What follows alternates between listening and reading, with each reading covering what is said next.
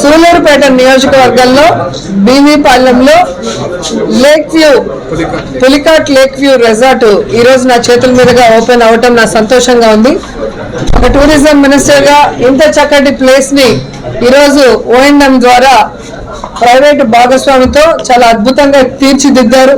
పర్యాటకులందరూ కూడా ఫ్యామిలీతో ఇక్కడికి వచ్చి తమ పిల్లలు ఆడుకోవడానికి మంచి ప్లే ఏరియాతో పాటు చక్కటి రూమ్స్, చక్కటి ఫుడ్ తో వారందరినీ కూడా అలరించేందుకు ఈ యాజమాన్యం చాలా సిద్ధంగా ఉందని కూడా ఈ సందర్భంగా తెలియజేసుకుంటున్నాను.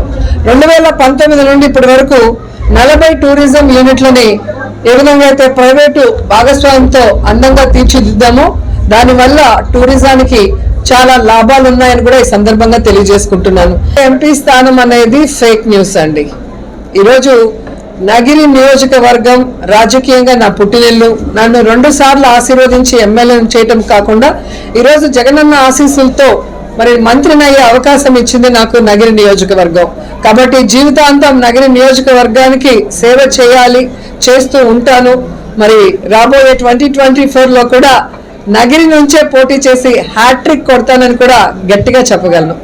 ఎందుకంటే ఈరోజు మీకు తెలుసు, ఈ రాష్ట్రంలో అందరు ఎమ్మెల్యేల కన్నా నా మీదే టార్గెట్ పచ్చ ఛానల్స్కి. మొదట్లో ఏమో సీట్ లేదన్నారు, తర్వాత ఏమో సీటు మారుస్తారన్నారు, తర్వాత ఏమో ఎంపీగా ఇంకో రాష్ట్రంలో అంటున్నారు. అంటే ఈరోజు జగన్మోహన్ రెడ్డి గారి మీద పచ్చ ఛానళ్ళు చిన్నే విషయాన్ని ఎప్పటికప్పుడు అడ్డు నిలబడి అది విష ప్రచారం మాత్రమే. జగనన్న లాంటి మనసున్న నాయకుడు ఈ రాష్ట్రానికి చాలా అవసరం. ఎందుకంటే రాజన్న వెళ్ళిన తర్వాత మళ్ళీ రాజన్న రాజ్యాన్ని తీసుకొచ్చి పేద ప్రజలకి అండగా నిలబడుతూ ప్రతి పేద కుటుంబంలో ఈరోజు ఒక పెద్ద కొడుకులాగా వారందరికీ కూడా సర్వీస్ చేస్తున్న ఏకైక నాయకుడు జగన్మోహన్ రెడ్డి గారని గర్వంగా చెప్పగలను. జగనన్న వెనుక సైనికురాలిగా పనిచేయడం నా అదృష్టంగా భావిస్తున్నాను. సో అలాంటి జగనన్న ఎప్పుడూ బాగుండాలి, ఎప్పుడూ ముఖ్యమంత్రిగా కొనసాగుతూనే ఉండాలి. ఈ పేద ప్రజలు కష్టాలు తొలగి ఆనందంగా ఉండాలి. వారి బిడ్డలు చక్కటి చదువును చదువుకొని చక్కటి స్థాయిలో వాళ్ళు స్థిరపడాలి. అలాగే ఈ రాష్ట్రం ఎప్పుడు అభివృద్ధి వైపుకు పరుగులు తీస్తూనే ఉండాలని మనస్ఫూర్తిగా కోరుకుంటాను.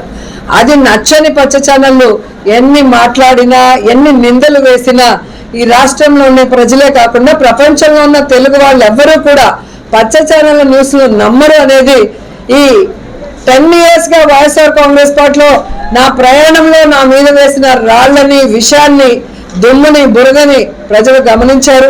వాటన్నిటినీ కూడా తుడిచి నాకు అండగా నిలబడ్డారనేది మీరు గమనిస్తున్నారు. సో పచ్చ ఛానళ్ళ టైం అయిపోయింది. 2024 జగనన్న వన్స్ మోర్. ఆఫ్టర్ 2024 ఈ నాన్ లోకల్ పొలిటీషియన్లు అయిన చంద్రబాబు నాయుడు, లోకేష్, పవన్ కళ్యాణ్, షర్మిల గారు మళ్ళీ హైదరాబాద్కే రాష్ట్ర ప్రజలు ప్యాక్ చేస్తారు.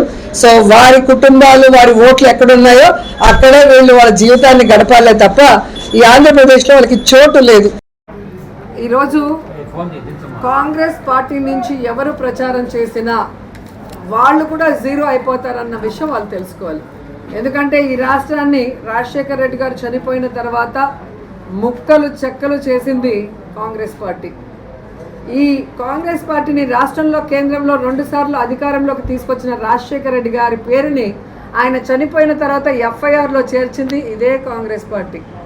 తన తండ్రి కోసం చనిపోయిన ప్రజల్ని ఓదార్చాలి అంటే జగనన్నని, విజయమ్మని మెడబట్టుకొని కాంగ్రెస్ నుంచి బయటికి తోసేసి వాళ్ళని ఎలా హ్యూమిలేట్ చేశారో కాంగ్రెస్ పార్టీ రాష్ట్ర ప్రజలు మర్చిపోలేరు. అలాగే ఢిల్లీలో ఏ విధంగా అయితే తలుపులు వేసేసి ప్రత్యేక హోదా కూడా లేకుండా ఈ రాష్ట్రానికి అన్యాయం చేసింది కాంగ్రెస్ పార్టీ అన్నది ఈ రాష్ట్ర ప్రజలు ఎవ్వరు కూడా మర్చిపోలేరు. ఈరోజు రాజశేఖర్ రెడ్డి గారిని నమ్ముకున్న ప్రజలు అన్యాయం కాకూడదని జగన్మోహన్ రెడ్డి గారు వైఎస్ఆర్ ఆశయాలకు అనుగుణ వైఎస్ఆర్ కాంగ్రెస్ పార్టీని స్థాపించి ఎన్ని కష్టాలు వచ్చినా, ఎన్ని అవమానాలు వచ్చినా, ఈరోజు ఎన్ని తప్పుడు కేసులు పెట్టి జైల్లో పెట్టినా ఏ రోజు ముక్కు అని ధైర్యంతో, చెరగని చిరునవ్వుతో ప్రజల మొహాల్లో చిరునవ్వు చూడాలని ఈ రోజుటి వరకు ఎవరికి తల వంచకుండా రాజకీయం చేసిన నాయకుడు జగనన్న. కానీ పక్క రాష్ట్రాల్లో పార్టీలు పెట్టి, ఈ రాష్ట్రంలో కొంతమంది పార్టీలు పెట్టి ఎన్నికల్లో కంటెస్ట్ చేయకుండానే వాళ్ళకి వీళ్ళకి ఓట్లేయమని పార్టీలు విలీనం చేసి మళ్ళీ ఈరోజు ప్రచారాలకు వచ్చే వాళ్ళని డూడు బసవన్నలు అంటారు. ఇది ప్రజలు గమనిస్తున్నారు. సో వాళ్ళకి క్లారిటీ ఉంది, కానీ వచ్చే ప్రతిపక్షాలకే క్లారిటీ లేదు.